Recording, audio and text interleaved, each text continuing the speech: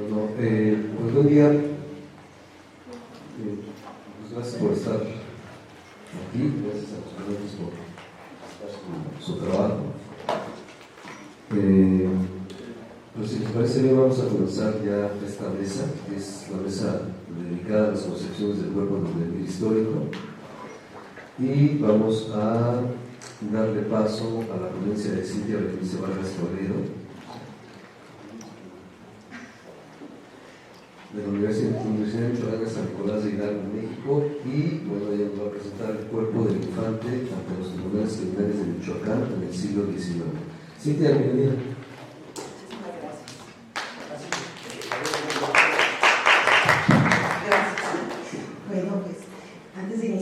Quisiera agradecer a los organizadores, espléndido evento. Creo que cada una de las mesas nos ha dejado muchas enseñanzas. Y bueno, para comenzar mi intervención quisiera platicar que este trabajo que hoy presento sigue todavía en construcción. Es parte de una investigación más amplia donde estoy analizando distintos delitos, aborto, infanticidio y otras transgresiones durante el siglo XIX. Y bueno, ahí es justo donde encuentro distintos cuerpos a analizar. Yo sé que de los más estudiados ha sido el cuerpo de la mujer a través de esas investigaciones, pero yo aquí me voy a basar justo en las infancias.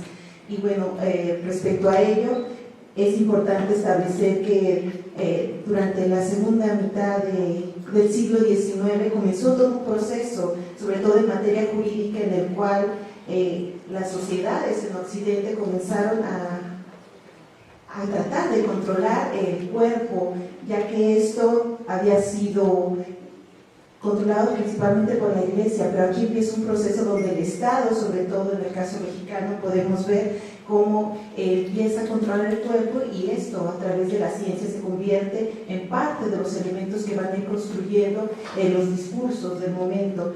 Para lograr esto, ya Lombroso a principios del siglo XX nos decía que era importante entender los distintos contextos que se fue estableciendo dentro de la problemática del cuerpo. Y bueno, para hacer todos estos recorridos es importante observar cómo los historiadores han contemplado el cuerpo desde la demografía, la historia.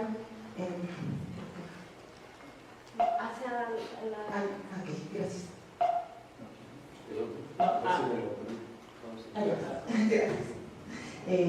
La demografía, la historia, pero también es importante entender que el cuerpo no solo es un ente controlado por microorganismos, sino también es un ente donde está inmerso los cambios políticos, las relaciones de poder, y es justamente en ese escenario donde es importante ver estas dinámicas que se dan alrededor del cuerpo, estas transformaciones en el cuerpo.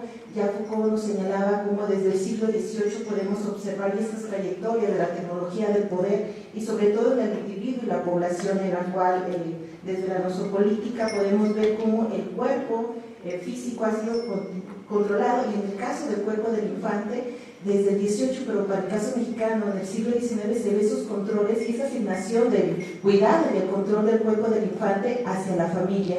Y bueno, ahí hay toda una serie de construcciones.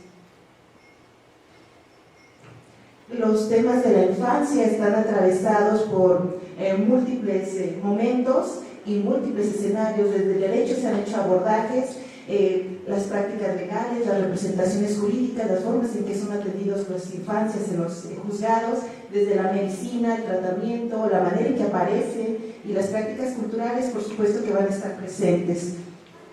En todo ello, creo que es importante entender cómo vamos a hacer este abordaje, y dentro del marco teórico metodológico voy a hacerlo desde el análisis del discurso, partiendo de esta historia del delito y la historia cultural. Para hacer el abordaje utilizo distintos autores, como Bakhtin, como Foucault, Ducrot, para entender a través de las fuentes judiciales. El archivo histórico del Poder Judicial del Estado de Michoacán va a ser parte de donde les traigo mis fuentes principales en los juicios que voy a ir abordando.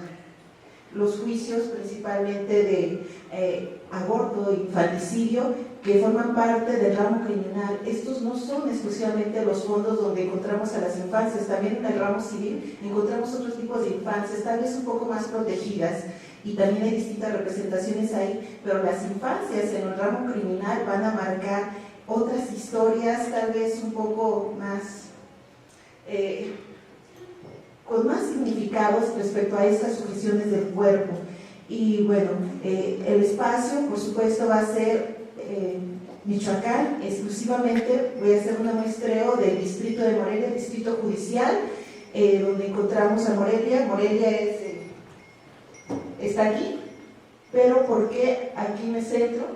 Porque justamente la capital del estado va a ser donde vamos a encontrar al mayor número de peritos, profesionales de la impartición de justicia, médicos y todos aquellos que nos van a dotar de los discursos que van a construirse sobre la infancia.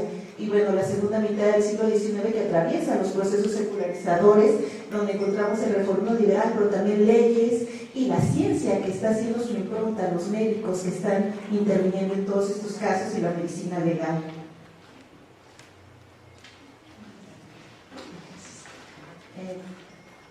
Los casos de infanticidio, me parece que es importante hacer una aclaración. El tema del aborto y el infanticidio van a estar estrechamente relacionados. Yo me baso en 37 expedientes de 1855 a 1881, justamente como marcaba en el proceso secularizador, en donde voy a ir estableciendo algunas dinámicas de lo que sucede en el juzgado y cómo se están estableciendo estos elementos sobre la infancia.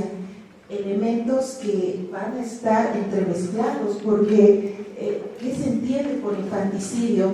Pues bien, el infanticidio nos marca primero qué es un infante, y el infante era aquel que llegaba hasta los 7 años, pero dentro de la medicina legal se marca que el infanticidio era el producto que estaba desde el momento de la concepción hasta los 14 años. Y de ahí se establecen los elementos de feticidio, infanticidio y embrioncidio, es decir, estaban entremezclados. En este momento no había una diferenciación entre lo que era un aborto y un infanticidio, entonces tampoco se tenía una noción exacta de lo que era el infante, de lo que era el niño. Esto es una construcción que se está haciendo en la segunda mitad del siglo XIX, en la medicina, que se está haciendo dentro de la jurisprudencia, que se está haciendo en las propias instituciones educativas. Así que aquí esto va a representar una problemática interesante.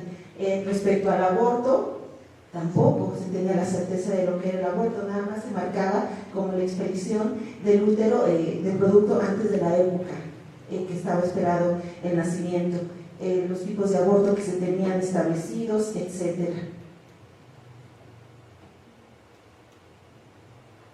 Justo ahí es donde vemos estas construcciones, y construcciones que hasta la actualidad podemos ver respecto al aborto, estas discusiones donde nos queda muy claro desde cuándo está el ser con vida. Y bueno, por supuesto que estamos en un siglo XIX donde todos estos elementos religiosos van a estar presentes, y aquí lo primero es la cuestión del alma. ¿En qué momento se da la humanización en la concepción? Y la teoría del alma ahí está presente. Estamos en una sociedad religiosa, por más de que la impronta de la ciencia esté intentando tomar mayor presencia, pues ahí tenemos las discusiones que va a llevar a ir determinando pues algunos elementos. En su libro Nora Jafari hace un recorrido sobre la historia del aborto en México y nos va marcando todas estas pautas para ir entendiendo cómo se va estableciendo, pero en términos penales debemos de ir sujetándonos a lo que va marcando el marco jurídico, un marco jurídico que está mezclado con leyes nuevas y lo que se estaba estableciendo desde el antiguo régimen, leyes desde Europa que se están presentando. Y bueno, ¿cuáles son las etapas de este feto? De la criatura viva. Esta era la distinción. Para poder castigar a una mujer que había realizado aborto, me voy a centrar justamente en ella, porque es el mayor número de discusiones al respecto. Y bueno, en el momento que la criatura ya tiene vida, insisto, está ahí entremezclado el momento de la infusión del alma. Cuando empieza, pues había desde Hipócrates, que se retomen las partidas y luego las leyes mexicanas, nuevamente el varón a los 30 días, la mujer a los 40 días, pero claro, a mediados del siglo XIX, el Papa Pío IX dice, pues el momento en que se infunde el alma es desde la concepción, así que en cualquier momento que realices un aborto, ahí hay un delito, y eso es lo que va a perseguir la ley. El tema de El aborto tiene múltiples hilos discursivos. Desde el análisis del discurso podemos estudiar varios elementos de cómo se va entremezclando temáticas religiosas, médicas, policiales, pero en este momento me voy a centrar justamente en las enunciaciones del cuerpo y el aborto del infante.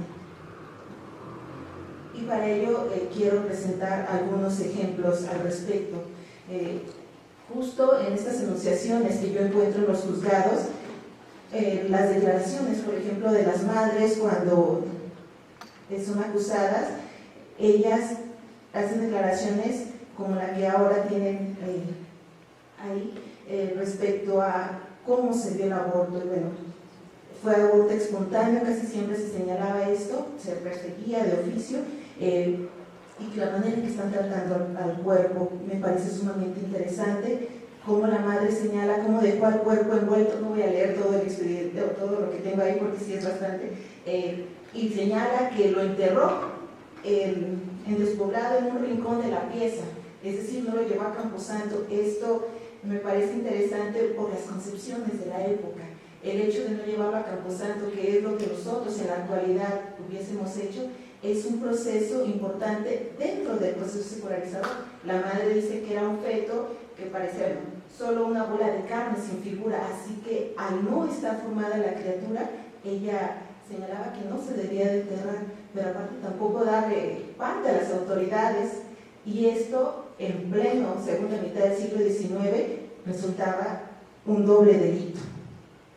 Bueno, en cuanto a la opinión de los peritos y médicos, vamos a ver otro tipo de abordaje sobre el cuerpo del infante.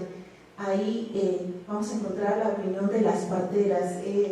Estas enunciadoras me parecen sumamente interesantes porque las parteras nos van a hablar de la manera en que es visibilizada el cuerpo, el aborto, y la manera en que en algunas maneras de que ellas apoyan a ciertas mujeres en dichas prácticas. Justo estas parteras, cuando se hacía un peritaje, mandaban llamar a parteras y ellas establecían los elementos sobre este cuerpo. Y bueno, este cuerpo que tenía que ser demostrado ante la ciencia, cómo se había dado todo el proceso, las parteras a veces caían en discordancia, que a veces estas discordancias, más que falta de conocimiento de ellas, a mí me parece que cuando señalaban la forma en que estaba conformado el cuerpo, o que no estaba conformado, o el propio cuerpo de la mujer recién parida, ellas lo hacían, señalaban que esta mujer no había parido, o que no había criatura, o se escondía la criatura para que no hubiese el proceso, con la intención de encubrir a las mujeres para que no fueran llevadas a las autoridades o que no se les asignara alguna pena. Por su parte, los médicos también van a estar presentes en todos estos peritajes. Por supuesto que la participación de la partera va a tener menos credibilidad que la de un médico. Siempre que había alguna duda mandaban llamar a los médicos, y los médicos, además de señalar toda la falta de pericia de las parteras, que por supuesto esto era falso, en el momento en que está ocurriendo todo esto, el que está experimentando con el cuerpo de la mujer, conociendo el cuerpo de feto, es el médico, y la partera es la mayor especialista para el momento. Y bueno, aquí mandan llamar a médicos prestigiados de la ciudad, por eso decía que la ciudad de Morelia va a ser un punto nodal, que todo ese espacio que les mostraba en cuanto al análisis, todo llegaba aquí a la ciudad de Morelia para ser analizado.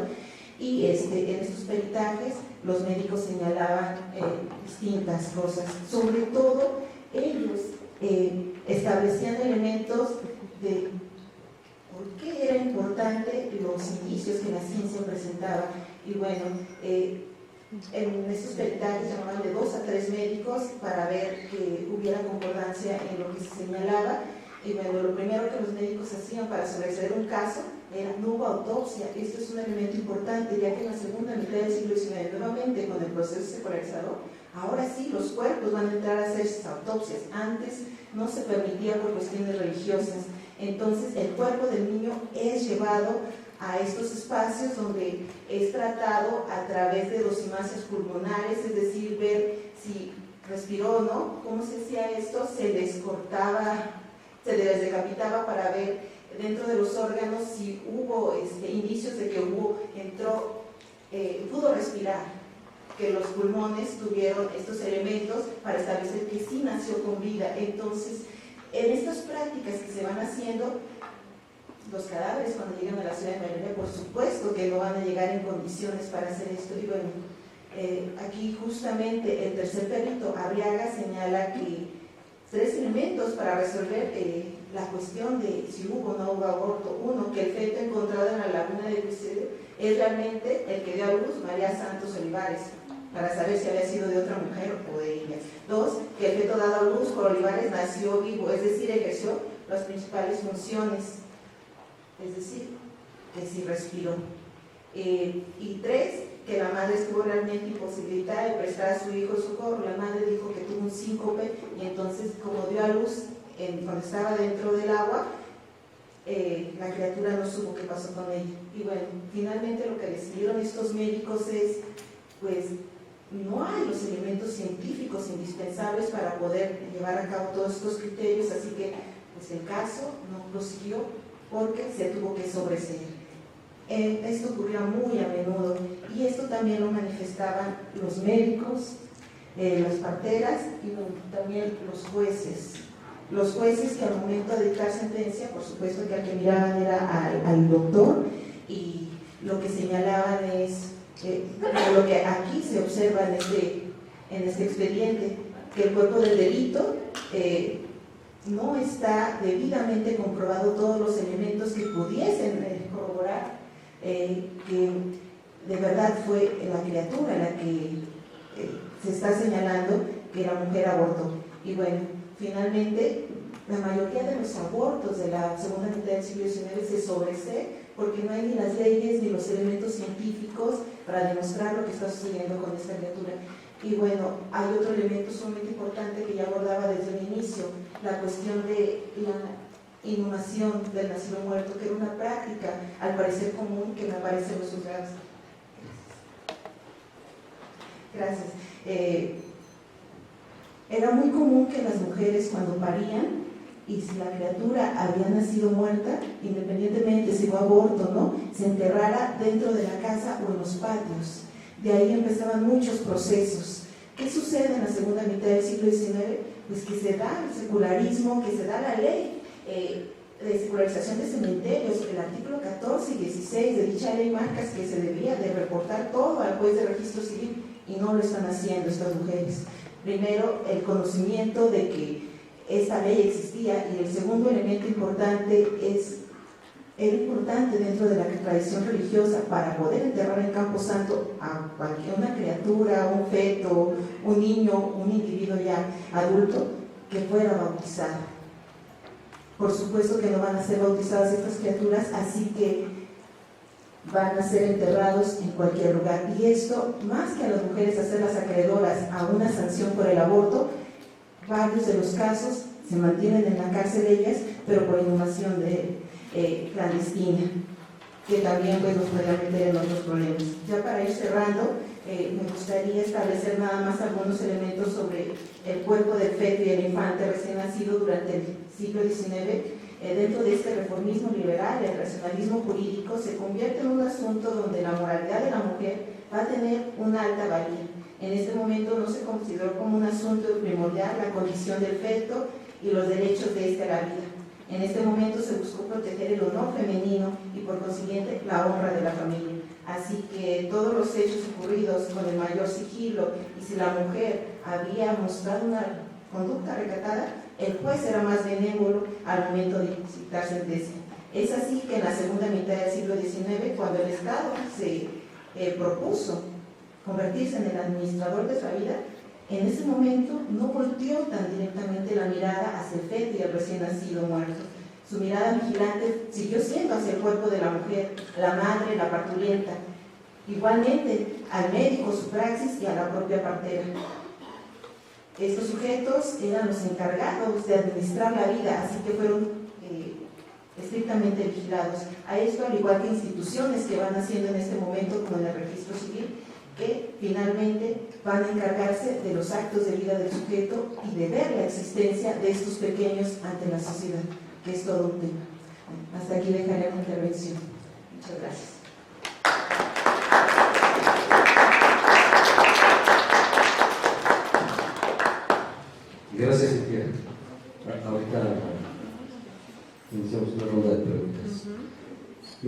vamos a darle paso a la siguiente presentación de mi querido Israel de la Facultad Popular de Bellas Artes, Universidad Michoacana de San Nicolás de Hidalgo, y él va a presentar algo cercano a No Guardar, anuncios históricos sobre la relación entre la improvisación en la danza contemporánea y lo queer. Adelante.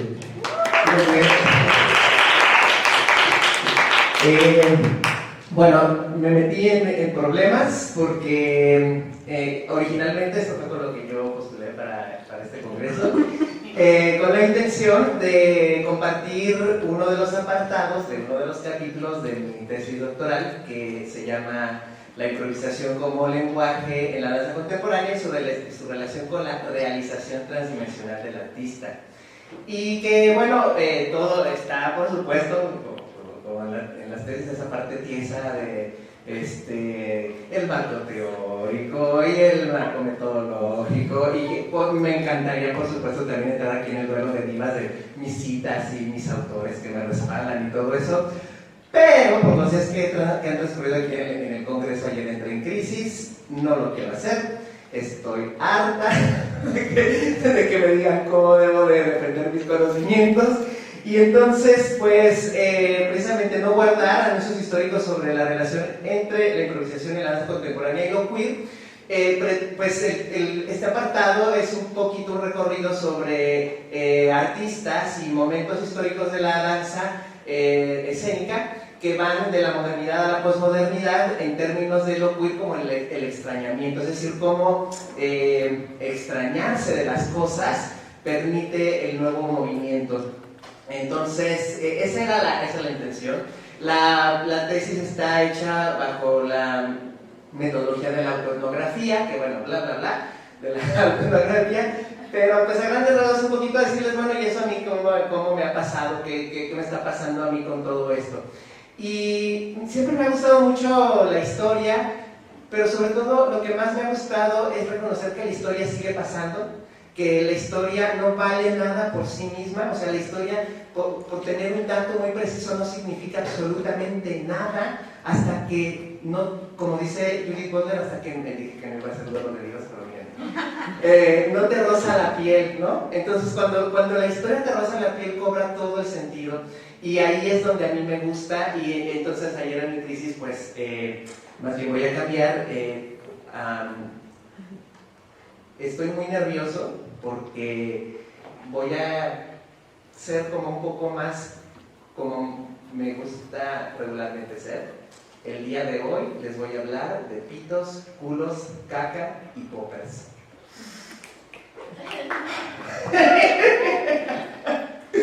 Bueno, creo que esto es por acá, ¿verdad?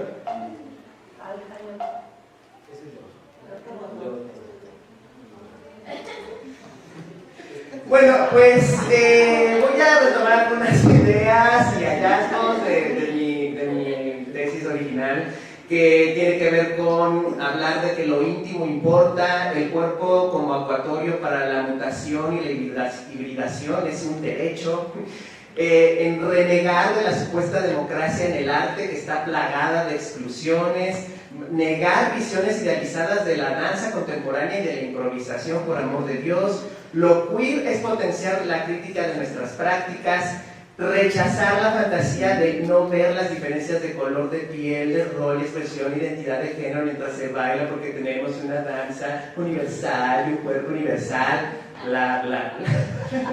Que es realmente, me parece, como lo menciono en mi tesis, un poquito una afirmación hasta inocente y pobre. Y que en todo caso, pues hay que salvaguardar la disponibilidad de una vida plena, propia, pero sobre todo mutable. La identidad queer, que no le teme al fracaso, ha sido un impulso importante para mí. Entonces, pues bueno, a mí me gusta mucho cuando doy clases decirle a mis alumnos, no, pues mira, vamos a partir de estas preguntas, estos cuestionamientos que yo leí en algún libro de la Foucault, ella muy calva diciendo, ¿qué dices? ¿No? ¿Qué quieres decir y quién eres tú que quiere decir eso que quiere decir? Entonces, pues bueno, por eso es que me animé a este momento de mi vida. Y pues quiero ver si alcanzo a abordar los enredos del cruce entre la experiencia y el aprendizaje de ser joto y de ser bailarín de danza contemporánea desde la improvisación como lenguaje central, teniendo apuestas en la historia de este cuerpo, calificativos que ha costado trabajo sacar de lo peyorativo, es decir, joto, bailarín, y en su momento la improvisación. Cuando yo estaba en la universidad, hablar de hacer improvisación era como, sí, los mencitos, los que no se aprenden nada, los que son medios huevoncitos y por eso hacen sus obritas ahí performancerillas, ¿no? Y ahorita ya muchas cosas han cambiado al respecto y me parece que es una maravilla. No soy holgazán para la teoría, o sea, yo sé claro, no, yo no me uno al gremio ese que ayer decían de los artistas escénicos. Perdón. Así sí lo decían así. Los artistas son holgazanes para teorizar. No. Si se juntan con artistas escénicos holgazanes para teorizar y se quejan de eso, júntate con otra persona. Punto, se acabó, diría mi amigo Iber Gracia. Entonces, también sí, o sea, la neta también soy muy holgazán. Sí. Y para escribir para la academia también, mucho. Pero principalmente es porque no quiero seguir teorizando acerca de mí en los parámetros heteronormativos patriarcales de la academia institucionalizada. Así que, pues, que soporten personas. Y bueno, pues de ahí el asunto es que, honestamente, yo he aprendido la danza, la profesión de la danza, como he aprendido también a hacer foto. O sea, sí naces foto, pero vas aprendiendo a hacer foto también. ¿Y cómo es eso? Pues miren, he chupado y recibido pitos de todos los colores, sabores y tamaños. He olfateado recovecos de los que más te puedas imaginar en el cuerpo y no ha sido impulsado por un amor romántico heteronormado. Ha sido porque se siente chido. Y así es como yo he explorado, experimentado y profesionalizado mi danza, recibiendo de todos tamaños, colores y sabores, y olfateando por cualquier recoveco en el que la danza se pueda hacer. En ese sentido, pues quisiera también compartirles en esta charlita algunas ideas sobre cómo la danza contemporánea institucional mexicana, desde mi experiencia, está totalmente atada a la heteronormatividad patriarcal. Y entonces, pues bueno, también debo reconocer que lo estoy haciendo desde la capa menos marginal de la marginalidad. Es decir, que reconozco que siendo hombre cisgénero, hay ahí una cosa que me ayuda a no estar como tan en la periferia, pero que aún así sigue siendo dentro de cierta periferia. Vamos a ver cómo O hacia cambio. Quería que cambiara la diapositiva sobre el poquito de las tortugas. Ya no sé. Voy a intentar hacerlo. Bueno, pues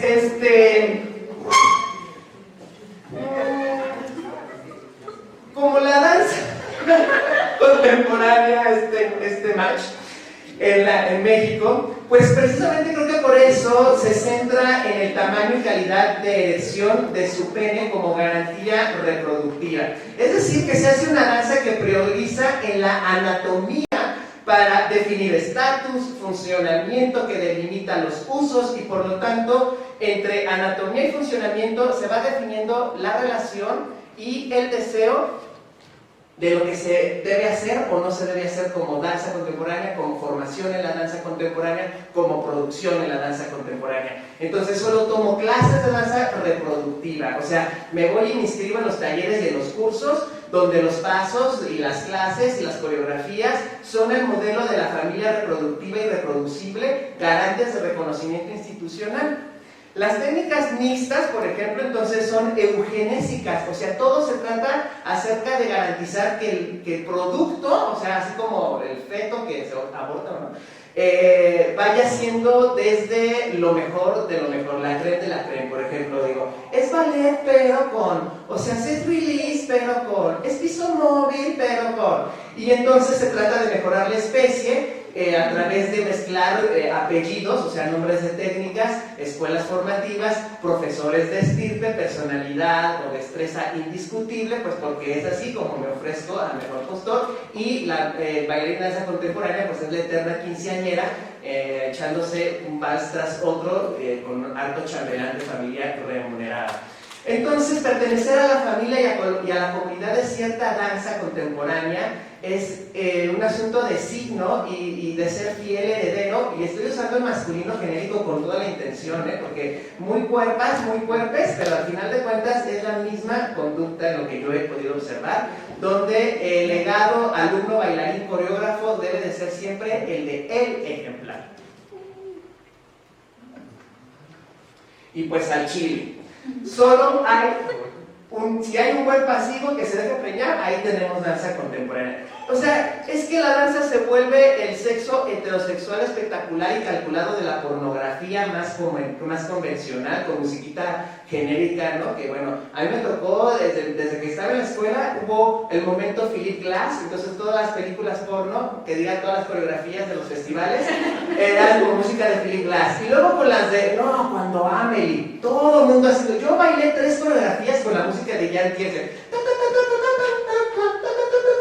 O sea, todo eso, me eché 4 coreografías al hilo.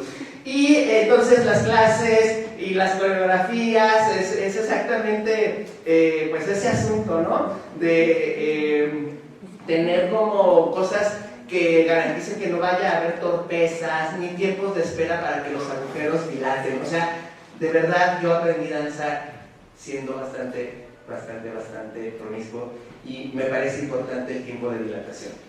Contrario al sexo anal, que es como se hace luego la danza contemporánea, donde todo puede suceder, y entonces, pues, si duele, te detienes y esperas, no pasa nada. Pero en la danza contemporánea mexicana institucionalizada, no. El alumno de danza y el maestro de danza, recuerden, estoy usando el masculino genérico justo para enfatizar que reflexionemos en estas prácticas heteropatriarcales. El alumno de danza y el maestro de danza sostienen una relación del modelo del sexo heterosexual, donde hay un pasivo y un activo. El hombre es el activo, la mujer es el pasivo. Y entonces, ¿qué tenemos aquí? Que el alumno de danza, como la pasiva, debe de estar lista, con el ano limpio, dilatado, para recibir el pene presuntamente grande de conocimientos y duro de disciplina, en su rol de activo, que el maestro, por supuesto, es el que preña con técnicas, didáctica y pedagogía indiscutible. Por otro lado, tenemos al maestro como la pasiva, que debe de saber dar placer a su alumno, que es el activo, asegurarse de que no se frustre si no se le para, o no se puede venir, o lo tiene muy chiquito, y debe saber decir, ¡oh, Dios mío, espérate, que me lastimas! Aunque no le haga ni cosquillas la secuencia que realizó en la clase. El alumno, entonces, en su rol de activo, tiene derecho a posarse de brazos cruzados atrás de la cabeza, esperando a que se la mamen rico y se sienten duro y sin ensuciar. Así, el objetivo de las clases y las coreografías es el orgasmo siempre. El placer de la clase debe durar mucho, como en las películas porno, y tener momentos de cámara lenta y cumplir las fantasías del macho dominante, como cualquier video genérico de reggaetón.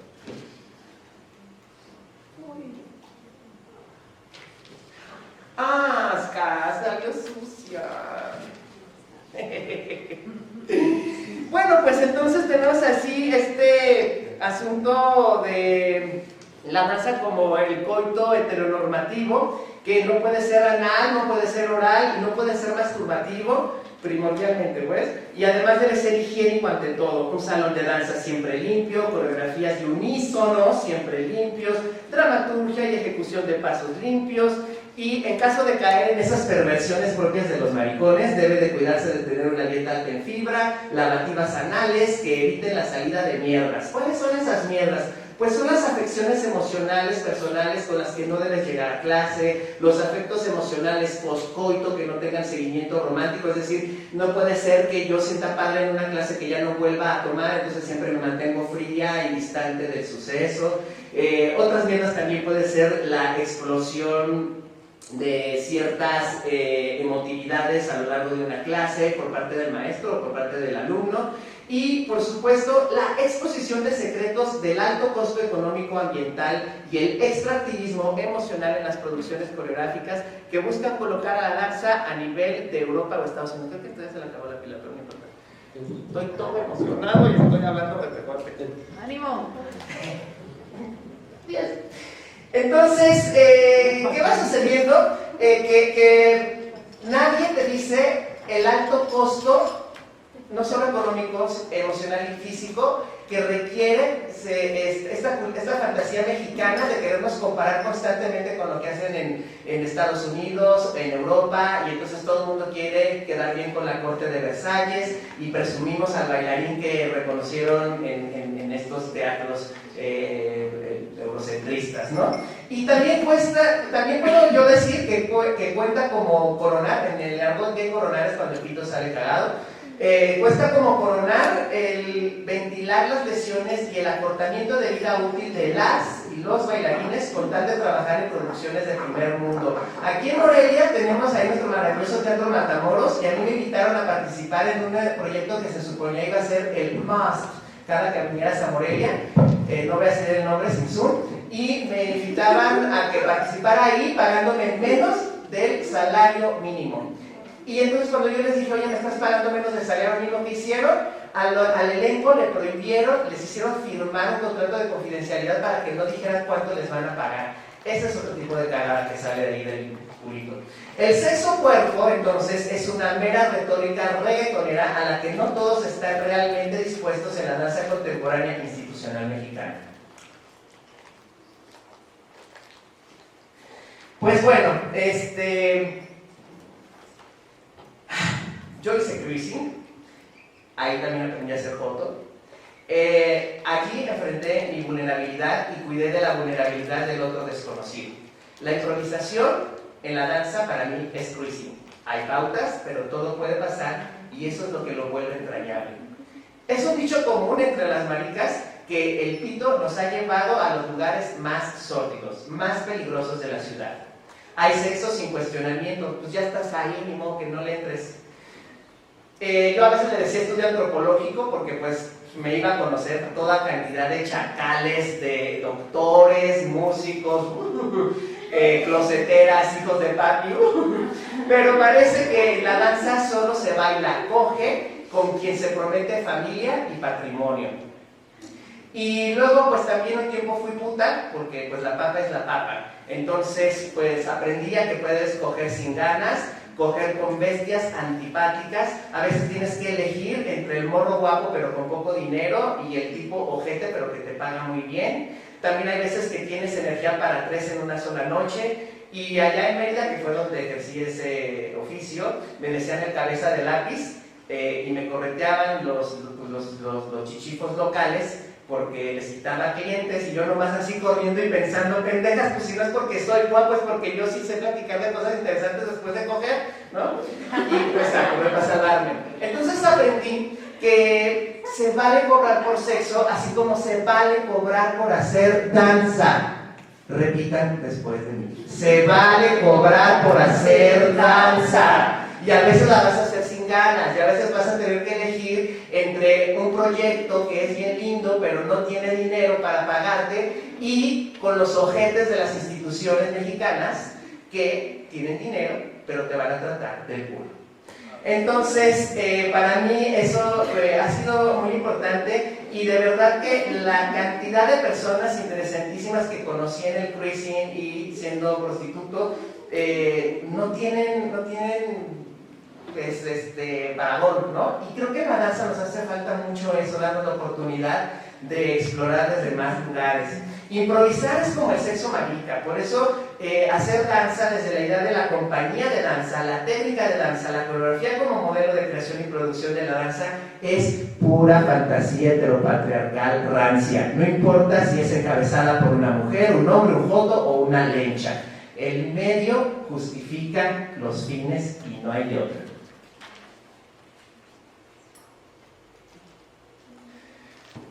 Y luego, bueno, Por lo que aprendí en la calle y lo que leí en los libros, lo queer es extrañamiento, es abrazo a la rareza, a lo que era raro y ahora es propio, no es conquista, no es sacrificio, no es valentía, salud, ni talento. La improvisación como lenguaje, de esa misma manera, es queer. No es conquista, no es valentía, no es talento. Yo aprendí lo de la improvisación empezando mi carrera por allá en el 99 y para mí cuando el maestro nos hablaba, Vicente Silva, de este asunto de la improvisación, para mí todo parecía como en un reino muy lejano, ¿no? Por allá en los cuentos de hadas. Luego en la escuela, con las materias de historia, conocí que existía un tal Merce Cunningham y Merce Cunningham para mí fue la respuesta a toda la intuición que yo tenía de las resistencias acerca de las jerarquizaciones que hay en la danza, jerarquizar un montón de cosas, ¿no? Una de las ideas que a mí me atravesaron mucho con Merce Cunningham era esto de que no hay un solo frente y todos los bailarines pueden ser el punto de referencia de una coreografía. Y voy a tratar de resumir porque sentimentalmente me sigue atravesando la emoción allí, pero con esa idea porque yo me di cuenta que yo nunca iba a estar al fondo ni iba a estar al margen, nunca, mientras bailara, no iba a importar. No mi cuerpo, no mi raza, no mi preferencia sexual, no mi origen. Nunca mientras bailara iba a volver a estar al fondo ni iba a volver a estar al margen. Y son cosas que la Merce, ella toda azarosa, me ayudó a reconocer y un día tuve la oportunidad de aprender desde su escuela, de aprender desde gente que trabajaba con sus metodologías. Y por eso pienso que es muy importante que la institución académica no nos diga cómo aprender de nosotras, no nos diga cómo es saber de nosotras y lo que deseamos bailar. Este mundo atenido ofrecido por la improvisación como lenguaje no era una simple opción para realizar obra o para realizarme profesionalmente, era la oportunidad hacia una forma de vida disponible desde la danza, no para la danza y no en la danza. La identidad queer que no teme al fracaso, que rechaza la virilidad y la vigorosidad y que abraza la infantilidad, filtrándose a la conversación académica y política, en mi experiencia, ha sido crucial para imaginarme posibilidades. Y por supuesto, es un extrañarse completamente de todo en todas partes.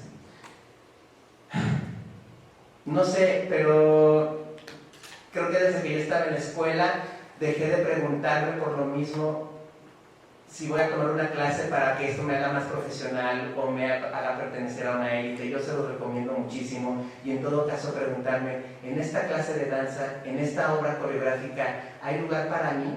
¿Hay lugar para la manera en la que yo percibo el mundo? Porque ser maricón no nada más es que me guste coger con hombres, es que es una forma de percibir al mundo y extrañarme de ese mundo. Y aprendí dos cosas importantísimas. Uno, a leer el contexto con agilidad y por lo mismo aprender a tomar responsabilidad sobre mis propias elecciones. Solo puede suceder si te desfamiliarizas, porque si algo nos parece familiar, nos deja de extrañar la violencia, los malos entendidos, las tradiciones rancias. No hay un nuevo aprender, no vemos el peligro en nada, no hay derivas creativas, más que la especialización. La especialización se vuelve lo más interesante que te puede pasar en la danza, cuando no te extraña la danza misma y sus jerarquías, porque siempre va a venir primero la expectativa. Y la expectativa no es lo mismo que la utopía. La historia de nuestras maneras de percepción determina la posibilidad de intervención, es decir, en determinado momento de nuestra vida proyectamos en los objetos de la realidad, como por ejemplo el proceso formativo o de creación de la danza, que van a estar asociados a lo que estamos habituados en la historia de la danza y en la historia de nuestras vidas. Una vez que nosotros abrazamos nuestra queercidad, la historia de nuestra percepción va a empezar a anhelar el asombro del desvío de las convenciones, eso que excede del funcionamiento de los flujos capitalistas y que cierto individuo llamado José Esteban Muñoz llama lo incandescente, el objeto que se consideraba perdido y que provee de una iluminación anticipadora de otro orden. Ya casi nada. Emoción. Ok. pues voy a retomar el cuestionamiento de quién soy yo, qué quiere decir esto que ya dije, para que sepan que las consecuencias van a recaer en una persona concreta, en un ente cognosciente. Hola, me llamo Israel Xavier, nací en 1978, el mismo año en que Madonna se mudó a Nueva York. Mi infancia transcurrió de la mano de la crisis del SIDA. Y mi adolescencia a la par de los estereotipos del marica infeliz. En ese tiempo también Madonna sacó su libro Sex, y con eso aprendí que la fantasía es distinta a la conducta. Aprendí que mi anatomía no determina mi destino. Aprendí que mi deseo me va a mantener con vida. A diferencia de varios amigos entrañables que murieron por causa ya sea de la crisis del SIDA o de este estereotipo del marica infeliz, yo hoy puedo seguir caminando para ver los pequeños cambios cotidianos que nos permiten imaginar y performar nuestra mariconería afuera del bar gay. Fracaso constantemente en tratar de ser buen bailarín o buen maestro de danza. Nunca fui lo suficientemente negro o indígena para representar al bailarín mexicano, lo suficientemente alto o masculino para representar al hombre de la escena, lo suficientemente algo para algo. Es decir, que me di cuenta que soy muy bueno para no cumplir expectativas, y por eso me identifico como queer. En la historia de este cuerpo que soy, improvisar en la danza es como el sexo marica. Se hace desde lo que sobra, desde lo que recortan del sexo heterosexual reproductivo. Sería algo así como desnaturalizado, un sexo que desnaturaliza la forma en que habitamos al mundo y nos movemos en él, y desnaturalizamos así al propio mundo. Ser bueno en no cumplir expectativa es lo que me importa, porque lo que importa es la utopía. Y como dice mi marido que está aquí, cada vez que estoy todo nervioso porque voy a salir a escena, es tu propia historia, es lo que vas a contar, no puede salir mal. Y tiene razón. Yo creo que por eso comparto mi vida marica y la escena desde la improvisación con él y con gente que me abraza, que me quiere, porque saben que no voy a cumplirles ninguna expectativa. Si tú puedes, baila desde ahí.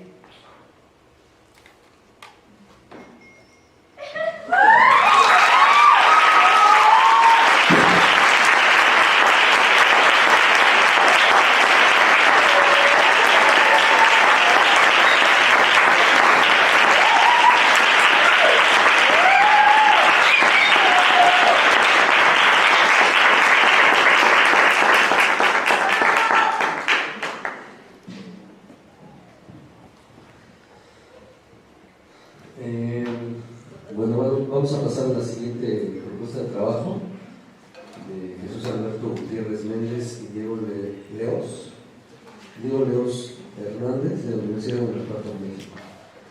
La metáfora entre las partes del cuerpo y los caracteres tipográficos. Bienvenido.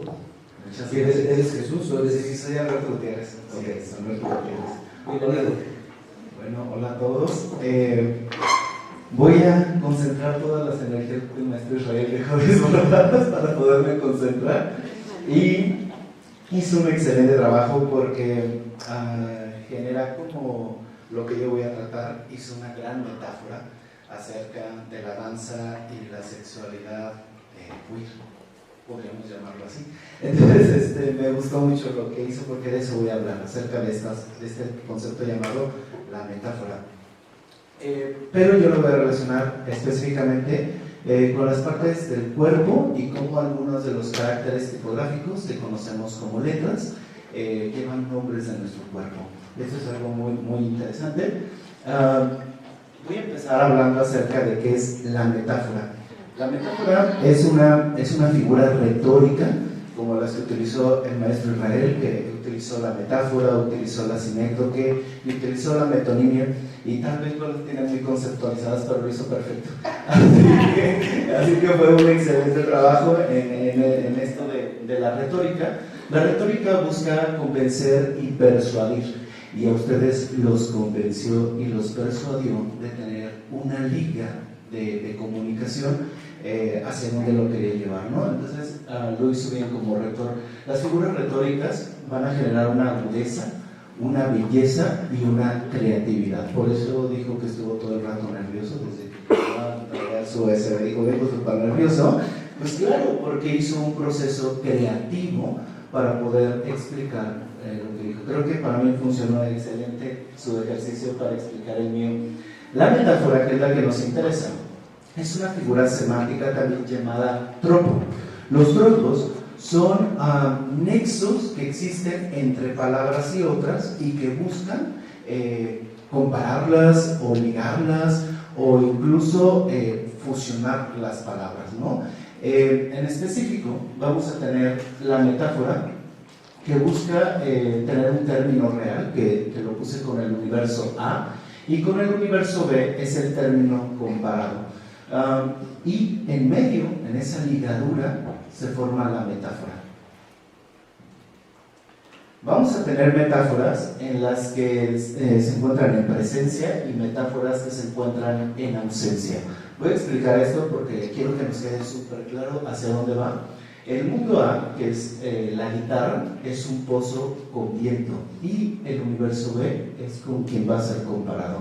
Entonces, una guitarra, el universo A, es comparado con un pozo, y este pozo aparte tiene viento. Todas las personas que hemos tenido una experiencia de asomarte un pozo, podrías entender esta metáfora, y los que hemos escuchado el cantar o el rascar de una guitarra, también la podemos entender. Si tú no tienes esas experiencias, te vas a quedar vacío. ¿Qué me sucedió? Hubo algunos términos con la metáfora del profesor que yo no logré entender por las cuestiones del lenguaje de la danza. No, yo no me dedico a eso, así que para mí hubo cierta ambigüedad. Yo lo pude interpretar a como mi mente y mi experiencia me iba diciendo.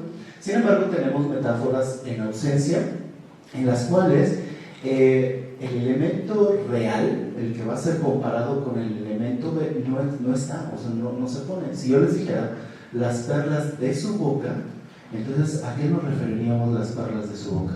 A los dientes, ¿de acuerdo? Pero aquí no aparece nada que evoque a los dientes, solamente algo que hace un referente, que es la boca. Y sabemos que dentro de la boca, lo más parecido a una perla, pues bueno, van a ser nuestros dientes. Esta forma de hacer metáforas hace que nuestro lenguaje sea sumamente bello, lo embellecemos. Va a haber varias metáforas relacionadas con nuestro cuerpo desde el lenguaje.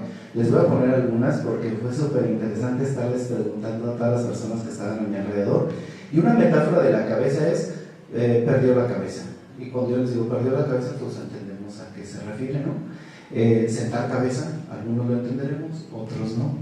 Quebrarse la cabeza, también la podemos entender. Estas son metáforas, ¿sale? Y se relacionan con nuestro cuerpo. Y hay un montón. Ojos, te costó un ojo de la cara. Y sabemos qué significa.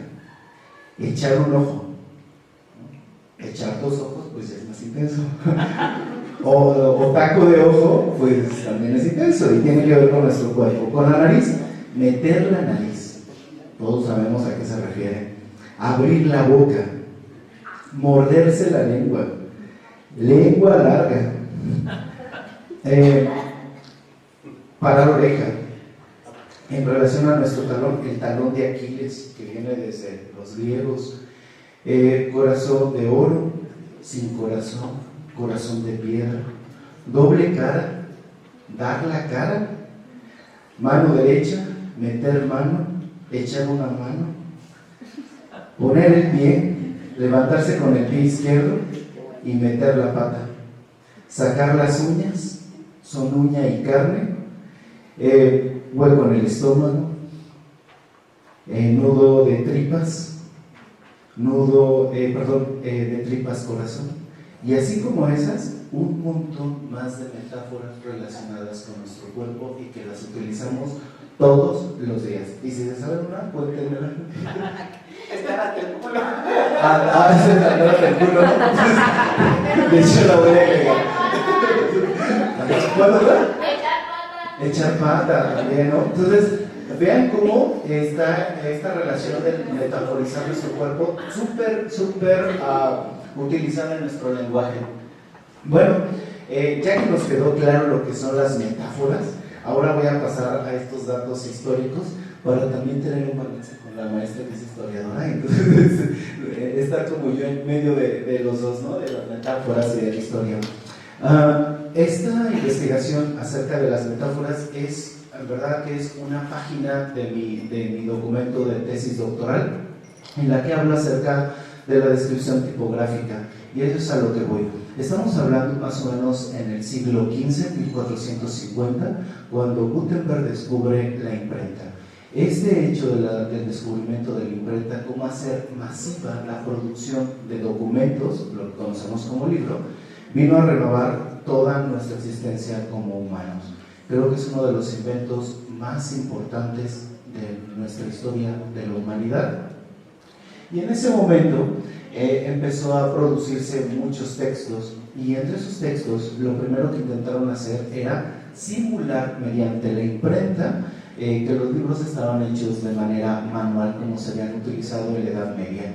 Esta cuestión de caligrafía, hacer letras a partir de la mano, y que tardabas meses o años haciendo un libro escrito, pues bueno, la imprenta vino a revolucionarlo, ¿no? Hacerlo más rápido a través de los tipos móviles, que son como sellos, que van a caer en el papel y se van a producir muchas copias. Bueno, la imprenta lo va a intentar simular. Así que vamos a tener caracteres tipográficos, como estos que se ven aquí, que simulan el hecho de que las letras estén hechas a mano. Tanta necesidad tenemos de simular lo manual, que incluso en nuestras computadoras tenemos tipografías script que simulan estar hechas a mano. Seguimos teniendo esa necesidad. No sé por qué, todavía no logro entender esa parte de nosotros como humanos, pero ellos comprendieron que este tipo de letras hechas a mano no tenían una legibilidad tan buena como estas que están aquí, que se llaman de carácter romano. Ellos entendieron que estas letras, que la más común que tenemos es como la Times New Roman, que la utilizan todos en sus computadoras, estas son muy fáciles de leer. Sin embargo, por las aplicaciones digitales, ahora utilizamos otro tipo de letra, que les voy a explicar cuáles son. Pero esto que vemos aquí son tipos móviles. Son pequeños cuadritos hechos de plomo con una letra, hay de todos tamaños, desde grandes hasta los pequeñitos, como del punto 7 u 8, que nos van a servir para imprimir estos documentos. Esta es la pieza, se armaba en una gran plantilla, y una vez que ponías todos tus textos, armado de letra por letra como un rompecabezas, entonces imprimías sobre papel. A estos se les llaman caracteres tipográficos. Y a toda esta parte, a todo el bloquecito que ayudaba a sujetarse a la plantilla que iba a imprimir, se le llama el cuerpo. Y esto es muy interesante porque físicamente esto es su cuerpo. Y vamos a tener un ojo y vamos a tener piecitos por acá. Pero lo que quiero llegar es, eso es desde el área de las artes gráficas, en ese momento llamadas así. Ahora lo conocemos como diseño gráfico. Yo soy diseñador gráfico de profesión y me encanta la tipografía. No hay nadie en esta sala que no haya visto tipografía el día de hoy y que no haya leído. Desde que empezaron a tomar, desde que te levantas y ves tu celular, se compone de un 70% de imágenes y un 30% de texto en nuestros teléfonos. Así que inmediatamente vistes tipografías. Hay este tipo de categorías que son las romanas serif, las vamos a reconocer porque tienen estas cositas aquí abajo que se llaman patines. Las palos secos o sans serif, las que no tienen serif, son líneas rectas.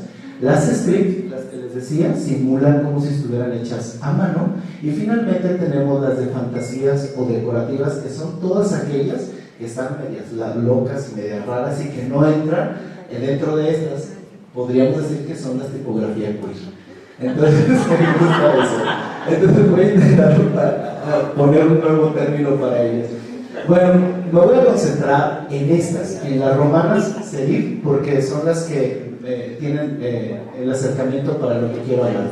Muy bien, vamos a ver entonces en esta anatomía de la tipografía.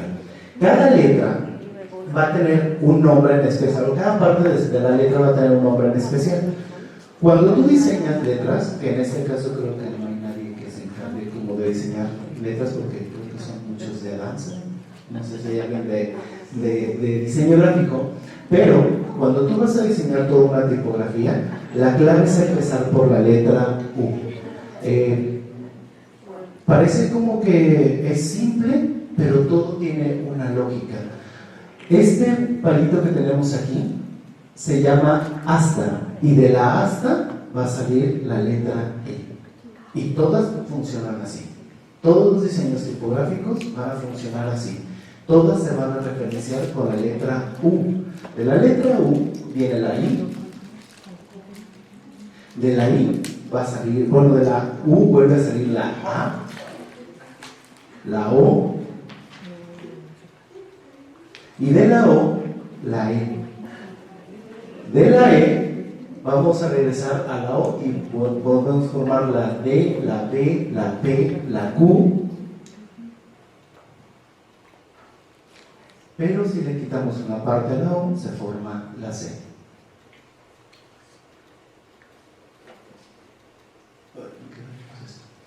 La letra S es una de las letras más especiales de todos, igual que la X.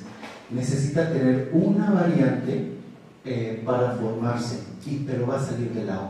La O es clave para formar la letra S, y la G también es muy especial. La letra G va a tener igual un encogimiento del círculo para poder tener estos ganchos, después les vamos a decir cómo se llaman, pero vamos a regresar a la U. A la U le vas a dar vuelta y ya tiene la N. La duplicas y tiene la N. Si la cortas vas a tener la letra E. Si le aumentas el asta, que es el palito de aquí, vas a tener la H, la L, y si lo bajas, tienes la J. Si aumentas esto y lo modificas un poquito, tienes la K. Y de la K, la Z. Y de la K, la X, que es difícil, pero la K lo resuelve muy rápido. Pero de la X vienen las últimas, la Y, y de la Y, la V, y si la duplicas, entonces tienes la W. Y con esto tienes todas las letras, y todas parten de un mismo trazo, que es de la N, y de ahí puedes diseñar todas las demás. Por eso les llamamos familia tipográfica. Todas se parecen, son una familia, todas tienen elementos similares. Voy a hablarles ahora de cómo se componen las letras cuando ya las tenemos. Más que dejar de sus partecitas, cómo funcionan todas como una lectura. Esta línea rosa que se ve ahí, se llama la línea de la X, por ahí van a caminar casi todas. Va a haber línea de las ascendentes, línea de las mayúsculas o las altas, línea de las ascendentes, que no son del mismo tamaño, porque nuestro ojo percibe esta movilidad. Si todo lo hiciéramos igual, se verían muy raras. Entonces, los que somos tipógrafos sabemos que tienes que bajar un poquitito algunas letras y subir algunas otras para que todos los demás humanos que no son especialistas puedan leer lo mejor posible. Vamos a tener línea de las ascendentes, pero lo que quiero con este tema, que es ¿por qué la anatomía de la letra?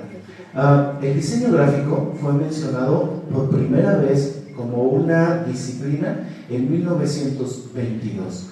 No significa que somos súper recientes, o sea, diseño gráfico en 1922 fue nombrado, pero la primera actividad que tenemos registradas de los humanos y la más antigua es la gráfica, las pinturas rupestres. Y está en duda si es arte o no lo es. Así que como artistas podríamos quedar, ¿es arte o no lo es? Todavía no está bien definido. Pero como gráfica, tal cual como un acto de gráfica, no hay duda que lo es. Así que el diseño gráfico es la actividad humana más antigua de la que tenemos registro. Pero como disciplina es de las más jóvenes. Estamos hablando de 1922. Así que los diseñadores gráficos tuvimos que robarles el lenguaje o sus términos a otras disciplinas. Cuando tú estás en Word y dicen, quiero que hagas tu diseño editorial en 2 columnas, pues le robamos columnas a la arquitectura. ¿Saben? Y entonces a la lingüística le robamos la retórica, metonimia, simetría, todo lo que les escribí, porque eso es propio de la lingüística, pero nosotros se la robamos para poder darle un significado a nuestras gráficas y a nuestros dibujos. Así que no nos íbamos a dejar de la anatomía, también íbamos a robar sus principios a ella. Así que esto que tenemos aquí se llama, asta, que no tiene que ver nada con nuestro cuerpo. Pero a partir de esto, la cosa se pone loca. Esta piececita que vemos aquí se llama talón. Ajá. ¿Y por qué? Porque se parece a nuestro talón. Y está en el piso, y aquí está el piso, la línea de la X, y ¿qué es lo que pues un talón. Y dije, los que le ponemos talón, bien, suena interesante. A esta letra B, que tiene este pequeño filito ahí, le vamos a llamar espolón, porque los espolones son un pequeño huesito que sale dentro de nuestros huesos por la presión que se hace y pues parece esta cosita que está aquí. Bueno, vamos a seguir acá abajo. A esta parte de la I le llamamos pi, pero también la L tiene un pie. Todo lo que se parece a esto, la H va a tener un pi, entonces a eso le llamamos pi. A esta curva de la B, pues le vamos a llamar panza. La panza de la B, la panza de la D, de la Q, de la P. Y a la letra A esta cosita le llamamos cola. Ajá.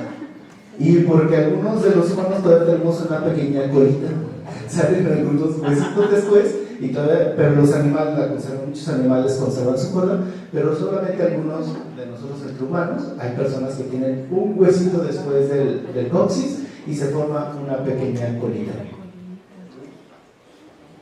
De la Y, como la T, van a tener sus brazos. Entonces la Y lo tiene así, la T lo tiene completamente en horizontal.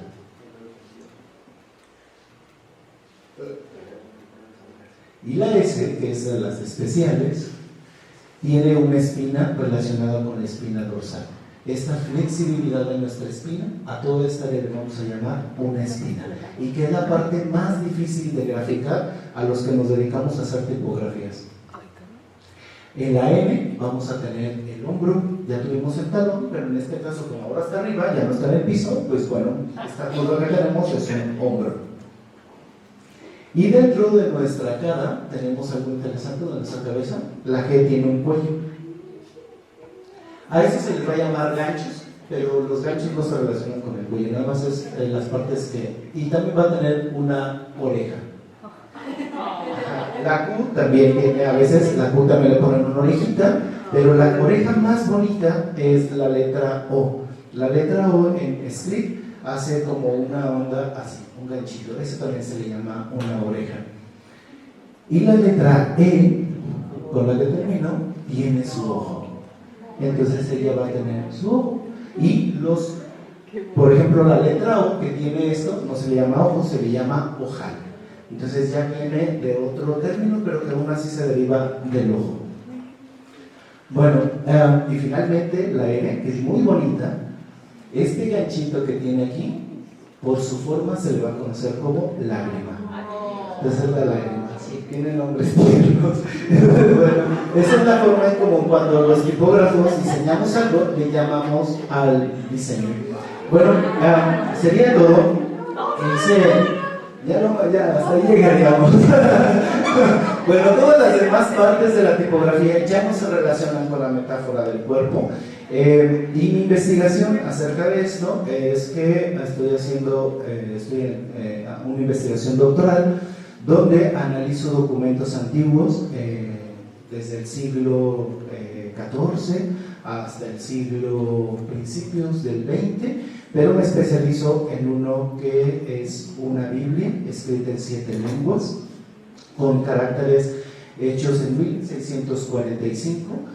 Me especializo en toda la interpretación artística porque mi otro posgrado, que es la maestría, soy iconólogo, hago interpretaciones de obras artísticas. Soy un tipo Tom Hanks en el Código Da Vinci, pero nadie me anda persiguiendo, ni me quieren matar, ni nada. Pero eso es lo que hago. Ajá, entonces tengo la capacidad de visualizar cosas que pocos humanos pueden ver. Ahorita me decía la maestra, es que ¿quién se dedica a eso? No sé cuántas personas se pueden dedicar a eso. Me dedico a eso. Soy amante del mundo mágico o del pensamiento mágico, que busca un equilibrio entre el pensamiento mágico y el pensamiento científico, racional, sistemático, que lo amo, pero el pensamiento mágico es quien gobierna todas mis investigaciones.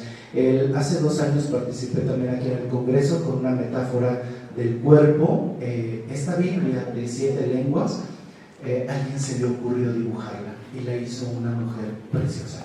Entonces, dentro de la misma Biblia está esta alegoría, este dibujo, un grabado de 1645, donde pone a las mujeres como un referente de la belleza, de la sabiduría, de la pureza, de la inteligencia. Entonces, para mí es envidiable que hayan tomado a una mujer para representar el documento que yo estoy investigando.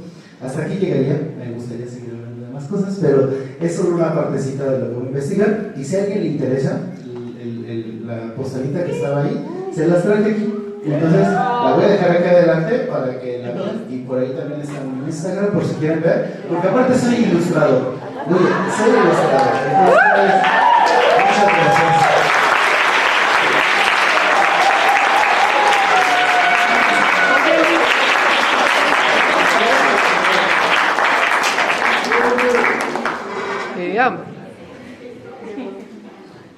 Hijo, mano.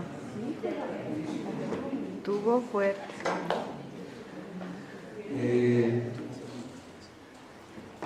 Muchas gracias. Oigan, qué mesa tan interesante. Qué mesa tan interesante. Tres formas de narrar la memoria, la historia.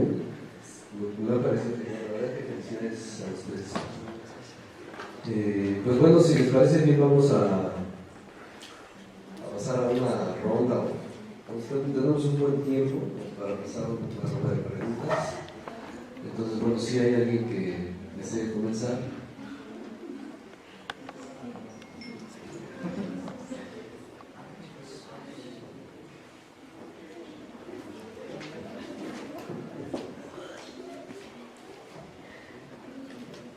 Gracias, buenos días. Pues yo principalmente quisiera agradecerles a todos los ponentes que el día de hoy nos comparten como sus diferentes perspectivas acerca pues, de cómo hablan el cuerpo y esta parte de la memoria, ¿no? Que de repente es un concepto como bastante abstracto, pues porque varía mucho dependiendo no solo de los contextos, sino de la percepción de la persona, ¿no? Que puede ser muchas cosas que... Pero a lo que voy es, pues personalmente, primero que nada, la verdad quisiera agradecerle a Chavira, cuando nos dijo que estaba nervioso por su ponencia, pues yo dije, ay, a lo mejor cambio algo así, pero digo, no, pues a mí me hubiera dado chorro, la verdad, él estaba tranquilo, él estaba zen, me parece. Muchas gracias, Chavira, es muy honesto y... Muchísimas gracias. También ahorita justo lo que hablaban como acerca de toda esta parte de la tipografía y así, muchas gracias también por compartirlo. Yo creo que aquí habemos igual como muchas personas de danza y de diferentes como lugares, pero me nota mucho escuchar esta diversidad, ¿no? Que al final del día todos utilizamos, ¿no? O sea, todos lo utilizamos. Muchísimas gracias por compartir. Y yo tengo una pequeña pregunta, perdón, se me olvidan los nombres, ¿cómo era el nombre de la ponente, perdón? Cintia. Me quedé como con varias duditas y no puedo evitar pensar, igual puedes no responder si gustas, pero yo pensaba, ¿no? Como en todo este registro que se habla y que incluso tiene un cierto tipo de palabras que utilizan para referirse pues al feto y demás, ¿no? Como muy propias de la época, yo quisiera preguntarte tú desde qué perspectiva lo abordas, como, sí, como tú desde el día de hoy, desde qué perspectiva como que lo estás abordando, como, como desde qué perspectiva lo traes justo ahorita aquí, es algo pues como que me interesa, si gustas o puedes responder.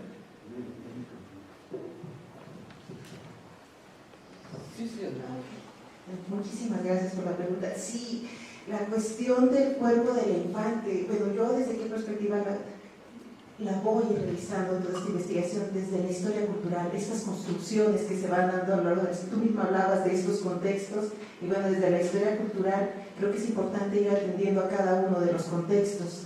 Y en el contexto del siglo XIX, la visión sobre la infancia y los términos que se manejan sobre la infancia, el cuerpo del infante, la manera en que es percibido el infante, va a tener una connotación muy de su temporalidad. Por eso no quise repetirme a más autores, porque sí, yo sé que de pronto los autores te suenan a petulancia, pero ya otros autores han venido hablando de este cuerpo del infante que ha sido como desdeñado desde siglos atrás, primero al XVIII, donde el cuerpo del infante no era privilegiado porque se iba a morir, eran pocos los infantes que sobrevivían. Entonces, esto es una especie de provocación a lo que ahora se habla del cuerpo del infante, justamente en los casos de aborto. Es ahí donde muchos grupos se meten a hacer el análisis de cómo debe de ser observado el cuerpo del infante para así mismo construir las leyes. Y bueno, yo lo que quería aquí presentar es justo como en el siglo XIX esa construcción que ahora tenemos de la defensa del cuerpo del infante no tiene nada que ver con la época. Y creo que esto en términos jurídicos, de esta historia que voy construyendo, es desde la justicia, estas construcciones culturales de la justicia, porque el derecho es cultura y crea cultura, finalmente van cambiando, y en el siglo XIX nos da un panorama que pues va a diferir de lo que en la actualidad entendemos sobre el tema del aborto. Entonces desde ahí fui haciendo mi construcción. Gracias.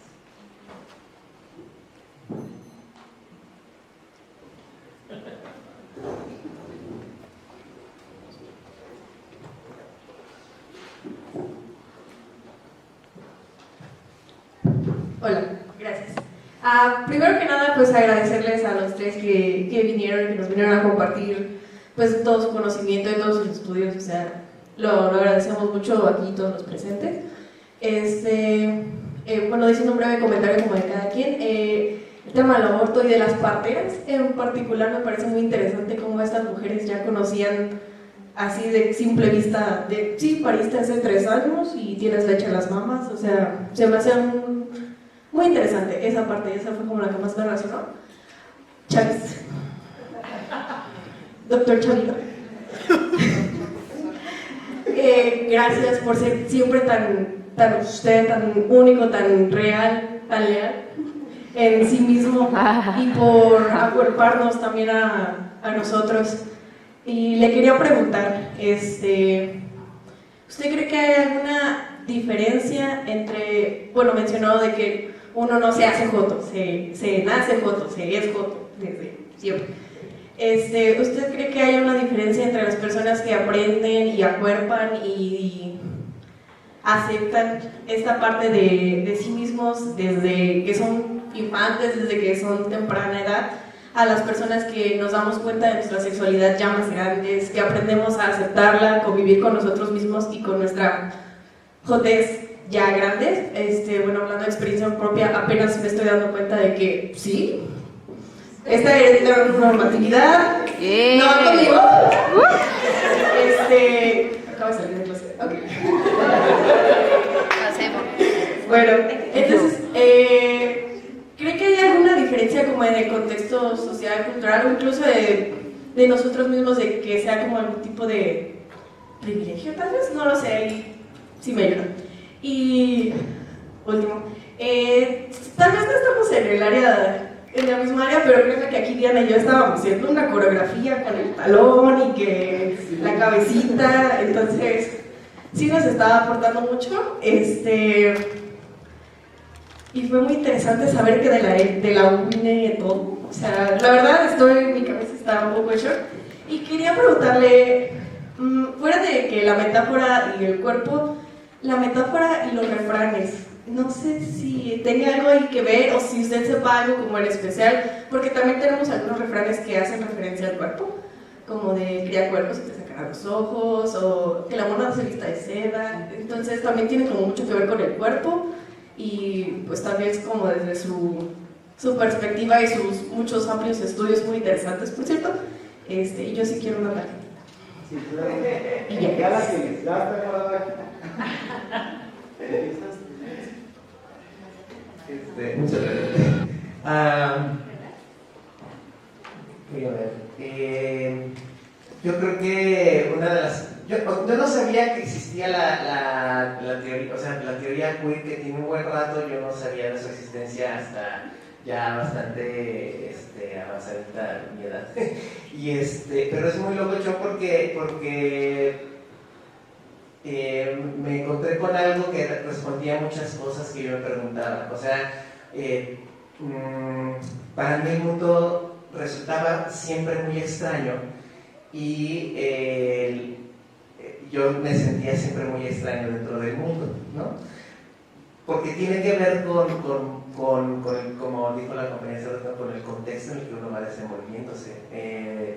A mí me parece que es difícil de responder, como cuando me preguntan si naces bailarín o te haces bailarín o bailarina o bailarine. O sea, es muy, muy complicado y los procesos tienen que ver mucho con lo que el mundo te permite imaginarte de ti. Yo no sé, platicaba el otro día con esta chica Gaby, cómo van siendo nuestros procesos de autodescubrimiento, y también con Sergio platicamos muchas veces de cómo no sabemos qué tan jotas pudimos haber llegado a ser, porque nuestros contextos fueron delimitándonos a ciertos imaginarios, ¿no? Entonces, importa mucho la representación, importa muchísimo. O sea, importa que hoy en día a mí me emociona muchísimo, me emociona muchísimo ver que ahora en Netflix sacaron esta serie que se llama El Secreto del Río, que en alguna de las ponencias salió a colación, y encontrarme con que cada vez hay más representaciones de la diversidad sexual, más dignas, más acordes con la misma diversidad. A mí me emociona mucho que haya novelas gráficas para la gente joven. Entonces, pues yo así todo ahora a los 46 me emociona mucho ver Heartstopper y me compré. Hay un escritor brasileño que se llama Nancy Vera, que escribe también estas historias. Son de fórmula, pues, o sea, al final también hay mucha fórmula. Y bueno, pues es muy interesante lo que pienso yo o lo que alcanzo a asimilar de la teoría queer, es que sigue siendo importante también incluso extrañarte de cómo se generan las asimilaciones de la diversidad, ¿no? O sea, extrañarte incluso de ser tan igual, lo que representa ser gay o lencha o trans o joven incluso. O sea, por eso me enfatizaron con que no es un asunto de valentía. En mi familia a veces me dicen, qué valiente, ¿no? Porque vamos con mi esposo a las fiestas y nos tomamos de la mano y somos cariñosos entre nosotros. Y a mí me parece que no se trata de ser valiente, me parece que se trata de simple y sencillamente ser, ¿no? Entonces, pues cada quien va procesando su imaginario por las representaciones a las que va teniendo acceso, y en ese sentido me parece que en la danza hay un potencial importante allí. Y cuando hablaba de la tipografía, pues yo traía una idea. Por azares del destino terminé en un taller de escritura de poesía, no me digan por qué, pero terminé allí y yo escribí un poema acerca de definirme como en la sencillez y la complejidad del círculo y la línea, ¿no? Y a partir de ahí, como tenía yo O, I, ¿no? Y con eso me bastaba para expresarme, y eso yo lo pienso también en la danza, como muchas veces nos preocupamos por tener pasos muy sofisticados, pero está en la sencillez, en esa sencillez y dificultad, porque a mí me gusta mucho dibujar, entonces hablar del círculo es como, a ver, dibujarte un círculo, ¿no? A ver, dibujarte una línea recta, pero todo lo que a partir de ahí se puede desprender. Y entonces, regresando al asunto del autodescubrimiento, de sentirse uno parte de esta población, de la diversidad sexual, pues, bueno, hay muchas maneras de decirlo, también es reconocerte en lo que te es más esencialmente propio y que siempre va a ser complejo, para que, dependiendo de los contextos, puedas tener vocablos, grafismos, para seguir expresándote como tú te intuyes, ¿no? Y que sea cada vez más difícil que la institución médica, la institución jurídica y la institución educativa te diga lo que era correcto, lo que era incluso en el tiempo importante. O sea, a mí me parece que descubrirse lencha, joto, trans, etcétera, etcétera, en cualquier edad, pues es tu proceso y es lo que tu contexto te permitió imaginar. Así que, pues, bienvenido.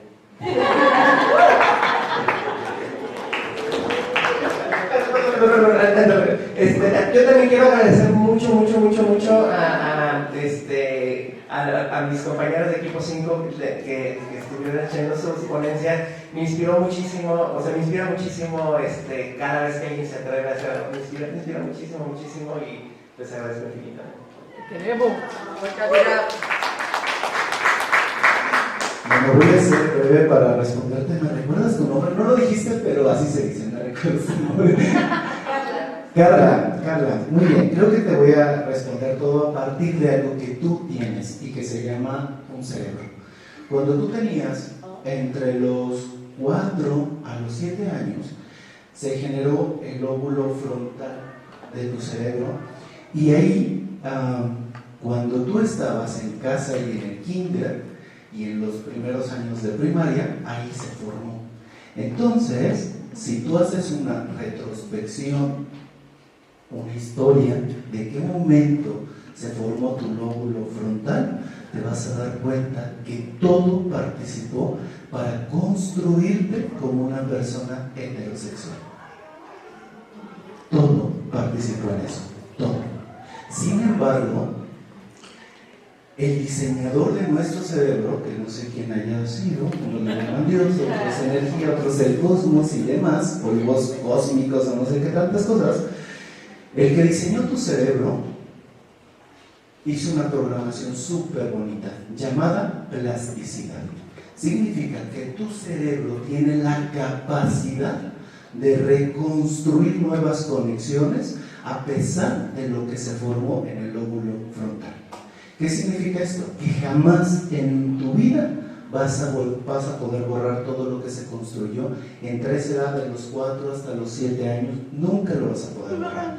Pero tiene el poder, un superpoder tu cerebro para decir: a mis X edad, a mi número X de edad que tengo, estoy generando nuevas redes neuronales para considerarle una persona queer, homosexual o como te quieras definir. Y sabes, esa parte es súper bonita porque estás activando redes en tu cerebro que no habían pasado todo el tiempo atrás, desde este momento que te paraste y te dijiste: ahora me percibo así. Alguien te podrá llegar y te decir, o decirte: no, sí, ya eres súper, pero si te ves queer o te ves gay o te ves como tú quieras, ¿sabes? Eso apenas es una conexión, digámoslo así, de un 10%. Aceptas muy poco de lo que nos viene del entorno. Pero cuando tú agarras el micrófono y lo dijiste con tu propia voz, lo estás pregnando en tu ser a un 90 y tantos %. Entonces, cuando te levantas en la mañana en el espejo y te dices: no, estoy bien gordo, estoy bien feo, tu cerebro lo está entendiendo. Y si te levantas diciendo: soy una persona talentosa, poderosa, creativa, amorosa, única, tu cerebro lo va a entender. Así que como le hablamos a nuestro cerebro construye su plasticidad. Lo que escuchas a tu alrededor se construye. Así que ahora yo te hago la pregunta, ¿cómo te estás hablando? Porque de esa manera se está construyendo tu nuevo cerebro. Y dentro de tu cerebro, parezco luego científico y biólogo, pero no soy diseñador gráfico. Dentro de tu cerebro, a la mitad de esto, imagina que te va a atravesar una línea imaginaria de aquí lo que conocemos como el tercer ojo hasta la nuca alta y luego de una sien a la otra sien, y donde se juntan, ahí tenemos una glándula que se llama glándula pineal. Cuando tú haces meditación, cuando piensas en religiosidad, cuando piensas en, no sé, mantras, por ejemplo, ejercicio de mantras, la glándula pineal está así. Es interesantísimo. Incluso por mucho tiempo se le llamó la glándula de Dios. Pero lo que ahora nos dice la neurociencia es que todos los que nos dedicamos al área creativa, la glándula pineal explota cada vez que tú haces creatividad. Cuando tú ves una ponencia de danza, tu glándula pineal está funcionando. Cuando tú estás pensando cómo hacer un talón y levantar tu talón para un cierto movimiento, exacto, tu glándula pineal está trabajando en la creatividad. Así que más bien yo te invitaría con mi respuesta es ver cómo es tu glándula pineal, investigar más acerca de ello, cómo la puedes estimular para ser una persona más creativa, y después cómo te estás hablando delante del espejo, a solas, a las 3 de la mañana, cuando te levantas con una crisis, cómo te hablas. Y cuando descubras eso, híjole, ya todo lo demás viene súper fácil, súper fácil.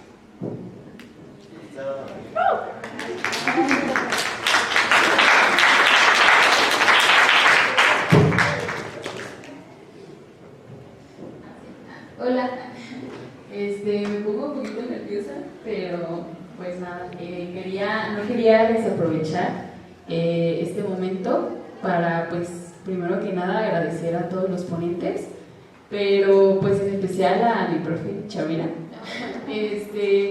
La verdad es que me inspira mucho siempre porque lo platicamos el otro día, ¿no? De que cómo puedo llevar lo que soy al público y cómo hacer que pues se acepte, vaya, el cómo hablo, el lo que quiero expresar, lo que quiero, pues, tal cual que me conozcan, ¿no? O sea, que a mí se me hacía súper difícil y le preguntaba, es que ¿cómo puedo llevar esto, no? Y que sí conlleva estas cosas técnicas, vaya, para poder como hacer este diálogo un poquito más fácil. Y pues nada, yo estoy como orgullosa, y no tanto como el de decir, ay, qué valiente, ¿no? Sino como del que siempre veo que es usted, o sea, de verdad es como de, pues es que este soy yo, o sea, no voy a traer como otra cosa, a hablar de, ok, puedo estar haciendo una investigación, ¿no? Y está súper bien, o sea, pero ¿qué soy yo primero que nada? O sea, ¿qué voy a llevar yo? Y si quiero llevar esto, o sea, de verdad es como de que, pues en este momento, como dice, no, de verdad he tenido crisis de, es que quiero llevar esto para quién, ¿no? O sea, va a ser para mí o para, no sé, las personas que van a estar ahí, pero pues nada más eso de que sí lo intenté la otra vez y también se lo juro que estaba súper nerviosa, estaba de que, ay, es que a ver cómo les digo, cómo planteo esto de que lo acepten, pero siento que más de que lo acepten es como yo me acepto hablando y enfrente como de todos y dándome como a conocer o dando mi opinión y pues mis comentarios y todo esto que conlleva el bailar. Y yo lo veo como no estoy como en una posición en la que esté pues en la comunidad, pero sí desde ser bailarina y estar en la danza, y también me llena mucho el que hable de lo que está pasando ahorita, o sea, de este momento, no tanto en lo que va a hacer ni en lo que va a pasar, sino en esto que está pasando de no valorarnos también como bailarines a veces, de no cobrar, de que también en algún punto llega esta inseguridad, ¿no? De no cobrar, como hablamos la otra vez también, de que si no cobro es porque pues quiero bailar con esta artista, sí, pero pues no voy a cobrar porque pues no sé, pues como una inseguridad, pues, o sea, que siento que muchos hemos pasado por eso, pero el decir, no, es que de verdad tengo que cobrar porque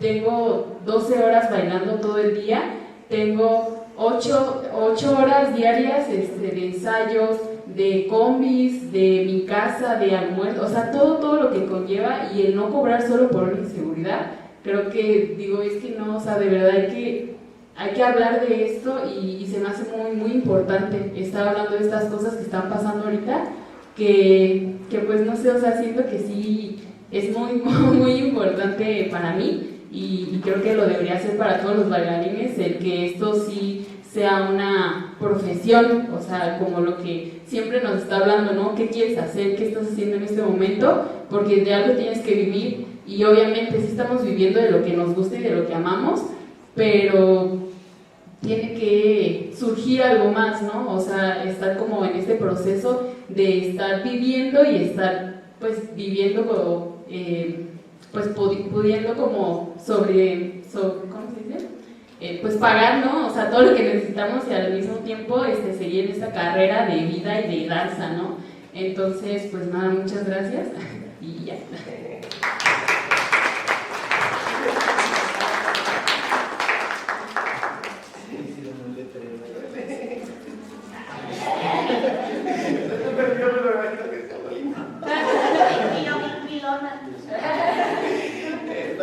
Gracias también, muchas gracias también a ustedes. Yo entré a la danza invitado por mi hermana Teresa, que también es bailarina. Ella daba clases en taller libre de la Casa de la Cultura y jugábamos mucho, entonces para mí bailar era jugar, pero cuando entré a la licenciatura no había nada de juego, y yo pensé que no era mi carrera y que me iba a salir de este oficio porque no había juego, ¿no? Lo encontré otra vez en la improvisación, y me parece que pues también hay gente a la que le funcionan estas cosas más rígidas de las técnicas y demás, pero creo que por eso hablabas hace rato de encontrar tus grafismos personales más básicos, más fundamentales, para poderlos colocar en diferentes espacios. Sergio y yo finalmente decidimos hacer un doctorado en una institución que es una institución particular, está hecha para los maestros de educación básica principalmente, no tiene como todos esos protocolos de los doctorados de calidad y demás. O sea, nosotros sabemos que vamos a tener un título de doctor como, digamos, de baja estirpe, no va a ser de nobleza con así, ni mucho menos, pero dos cosas eran importantes para nosotros: que nuestra investigación pudiera ser en nuestros términos y que no íbamos a dejar de bailar. O sea, ahora sí que yo no dejo de bailar aunque me paguen. Y mi tesis es de 670 páginas casi. No quiero decir que sean buenas todas las páginas en absoluto. Y mi director de tesis, afortunadamente, un maestro súper maravilloso y lindo, estaba muy contento con todo lo que yo me mandaba. El director del programa de doctorado fue uno de los directores, y él sí se jaló los pelos y sufrió conmigo, porque yo hice con mi tesis lo que me dio mi regalada gana. Entonces, cada capítulo tiene títulos así que me salían de Jorge Moreno, y siempre empezaba contando una anécdota muy personal, o mis referentes que van obviamente desde Madonna. A mí no me dejaron entrar a la maestría, bueno, no me seleccionaron para la maestría del Centro de las Artes, Nacional de las Artes, porque mi marco teórico estaba basado principalmente en Madonna. Y hace unos cuando me gradué del doctorado, Sergio me regaló un libro que es todo un estudio del trabajo de Madonna. O sea, como para ir y decirles, in your face, bitches, ¿no? O sea, que por eso yo soy maestro de la universidad, soy maestro de tiempo completo de la universidad, y desde aquí lo digo, la institución no nos debe decir cómo hablar de nosotras, cómo estar seguras de que lo que sabemos de nosotras es un conocimiento. Lo tenemos que decir nosotras.